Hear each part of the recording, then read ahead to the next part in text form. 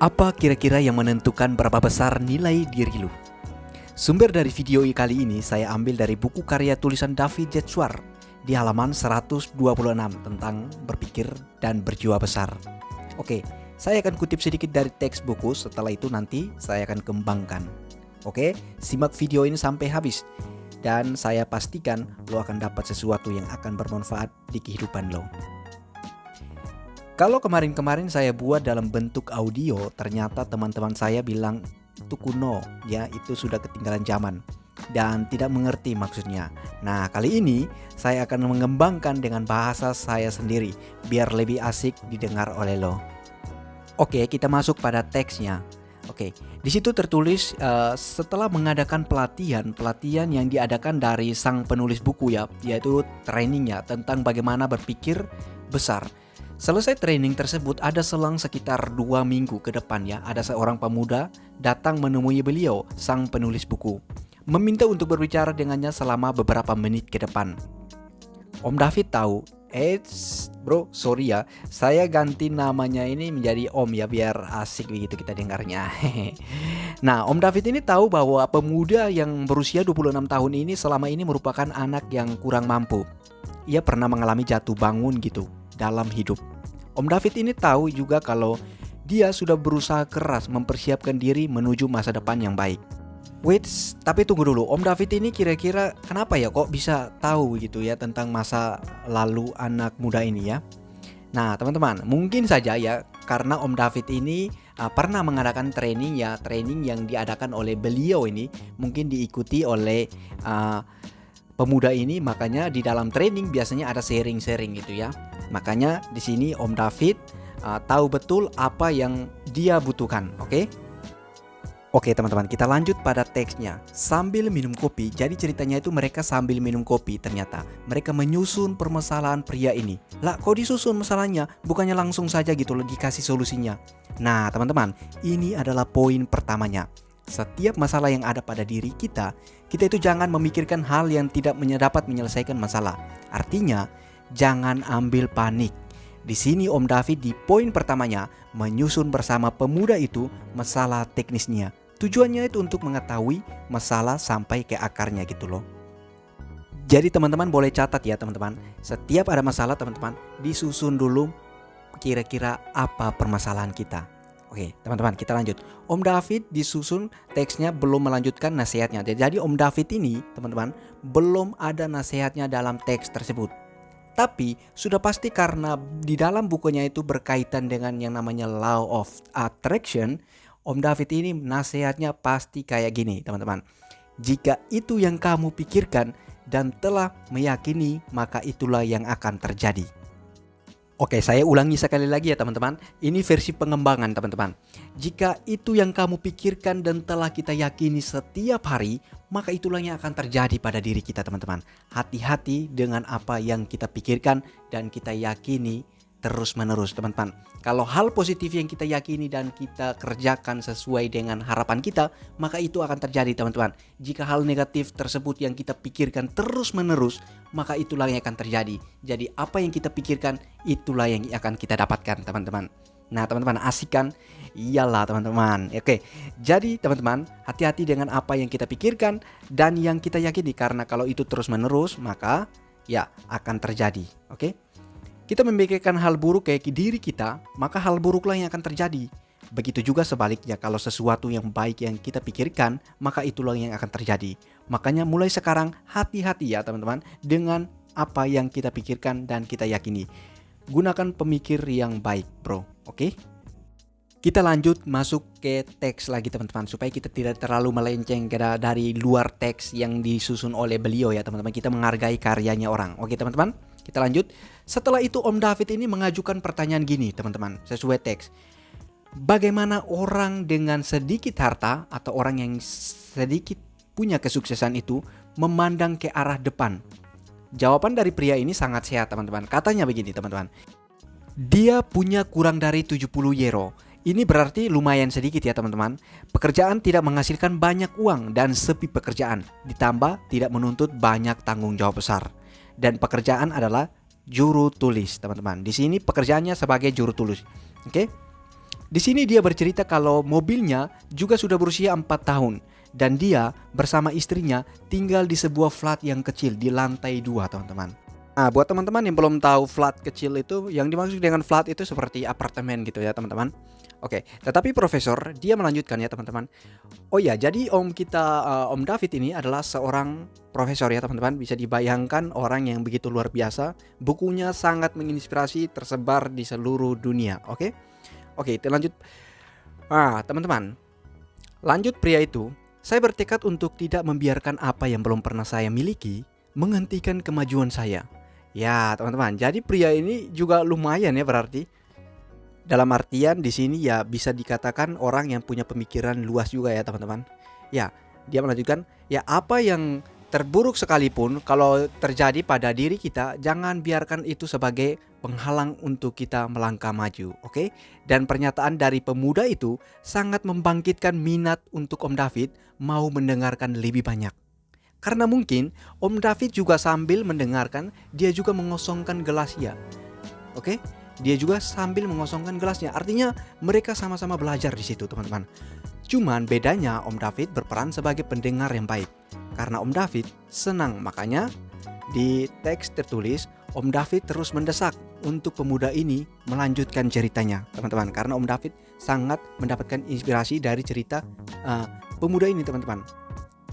Dan pria itu melanjutkan begini, teman-teman, katanya, saya sudah melihat banyak orang belakangan ini dan saya sudah melihat bahwa orang yang tidak mempunyai banyak harta memandang diri mereka sebagaimana adanya sekarang. Itu saja yang mereka lihat. Mereka tidak melihat ke masa depan. Mereka cuma menatap masa sekarang yang menyedihkan. Teman-teman, ngerti kan?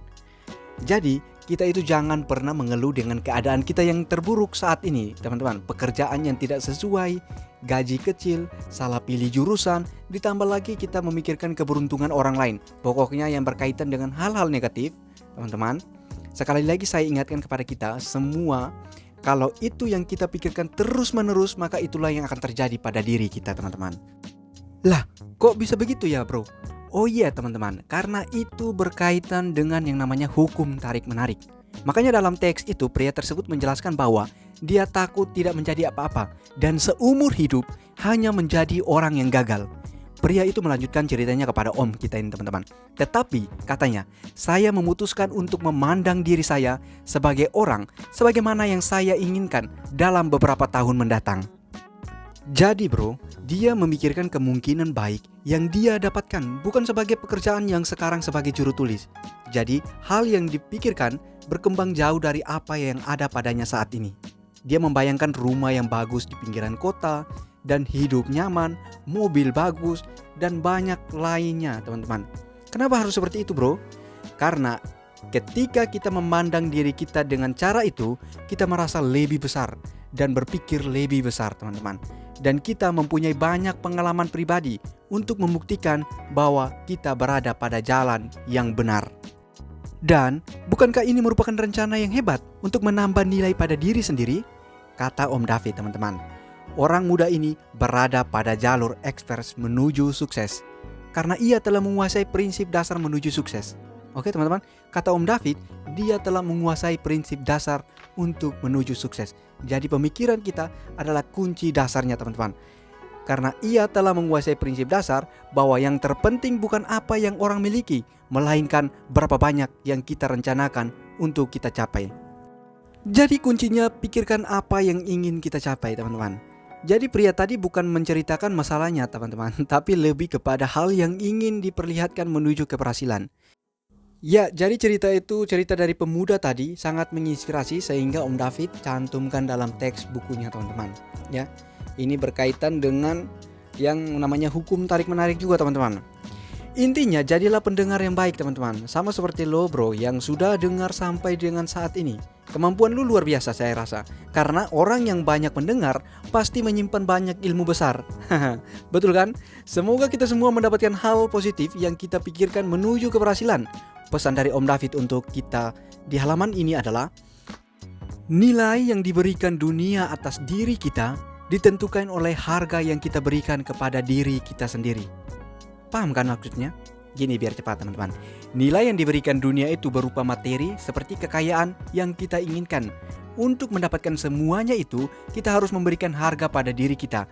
Harga yang dimaksud adalah apa yang kita pikirkan kepada diri kita sendiri. Oke teman-teman?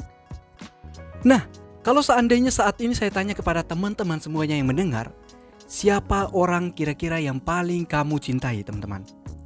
Kalau saya boleh menebak sekarang, mungkin yang teman-teman berikan jawaban saat ini adalah saya mencintai ibu saya mencintai bapak saya mencintai keluarga saya mencintai nenek dan kakek saya mencintai pacar saya. Ya kalau itu seandainya Anda tidak jomblo. Oke teman-teman.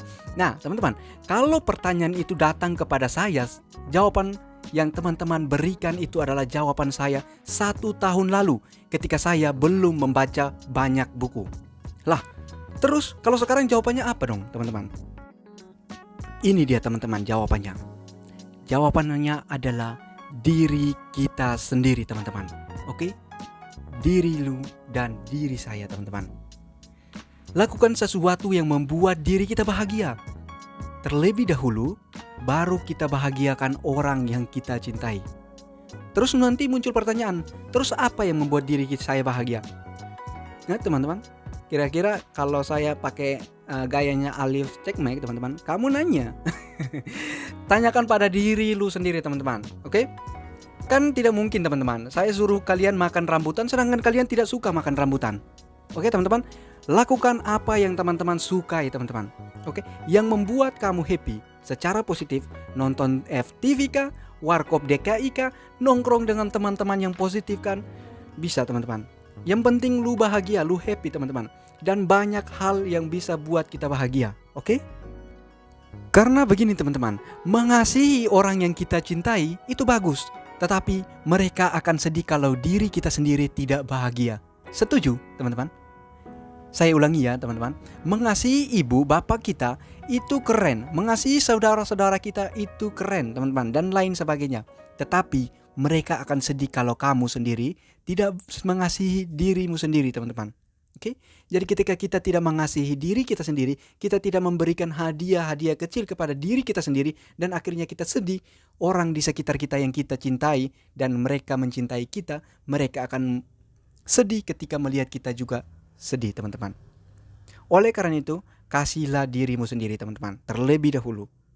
Oke teman-teman, semoga video saya yang pertama tentang pengembangan teks ini bisa bermanfaat untuk teman-teman semuanya. Untuk sahabat pendengar semuanya dimanapun Anda berada, saya doakan semoga kita semua diberikan kesehatan dan rezeki yang berlimpah. Oke? Dan teman-teman semuanya yang ingin membaca buku fisiknya secara langsung, link pemesanan sudah saya cantumkan di deskripsi video ini teman-teman. Supaya apa? Supaya kita semua memiliki pandangan yang berbeda dari orang lain. Mau kan teman-teman? Ya, dan akhirnya ketika kita memiliki pandangan yang berbeda dengan orang lain, dan kita bisa membantu orang yang kita cintai lewat hal positif dari apa yang sudah kita dapatkan. Oke teman-teman? Dan teman-teman, akhir dari video ini saya mengucapkan terima kasih buat teman-teman yang sudah mendengarkan sampai di sini. Dan jangan lupa like dan subscribe-nya teman-teman. Berikan komentar kalian yang positif. Oke teman-teman, semoga bisa menginspirasi teman-teman semuanya. See you.